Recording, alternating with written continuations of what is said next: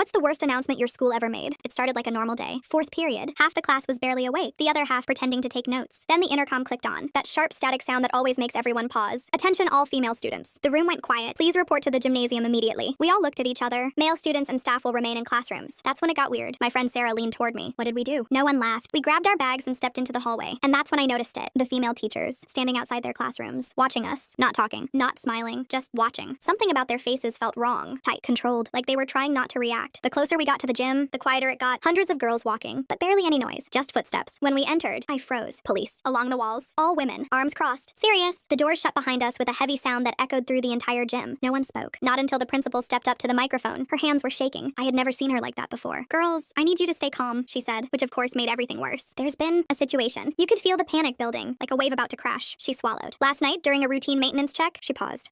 Hidden recording devices were found in multiple girls' areas across the school. For a second, no one reacted, like our brains refused to process it. Then the whispers started. Fast. Sharp. What does that mean? Where? For how long? The principal continued, voice barely steady. We don't yet know how long they've been there. That sentence? That was the worst part, because suddenly every memory felt wrong. The locker room, the bathrooms, every normal moment didn't feel normal anymore. One of the officers stepped forward. We need your cooperation, she said firmly. You'll each be asked to provide a quick identification sample. We were lined up, one by one. No phones, no talking, just quiet fear spreading through the entire room. But then, something changed. When I got closer to the front, the officer checking names paused, looked at her clipboard, then at me. You'll need to step aside, she said. My heart dropped. What? Why? Just come with me. She led me into a smaller room, and I wasn't alone. About 15 other girls were already there, all sitting in silence, all looking just as confused as I felt. One of them whispered, "Do you know what this is?" I shook my head. No one knew, until the door closed, and another officer spoke, carefully, like she was choosing every word. Your names were found in a separate file. The room went still. What file? Someone asked. She hesitated, then said, "A list of specific individuals." My chest tightened. Why us? I asked. She didn't answer right away, and that silence said everything. Then it hit me. Slow, cold. Every girl in that room, I recognized them, not from class, not from clubs, but from somewhere else. The same place, the same group, the same events. And then I realized we had all been invited to the same private parties. The ones everyone thought were exclusive, the ones run by him. My stomach dropped, because I already knew before she even said it. Hours later, we were all called back into the gym. The principal looked like she hadn't slept in days. They've identified who was responsible, she said. The entire room held its breath. One of the individuals was a member of our staff. Murmurs spread, but then she added, "and a student." That's when the room broke, because we all knew what that meant. She closed her eyes for a second, then said the name, and it felt like the floor disappeared under me, because it wasn't just someone we knew. It was someone we trusted, someone popular, someone everyone liked, someone who had access to everything. And standing there, surrounded by hundreds of people, I realized something I still can't forget. The worst part wasn't the announcement. It was realizing it didn't come out of nowhere.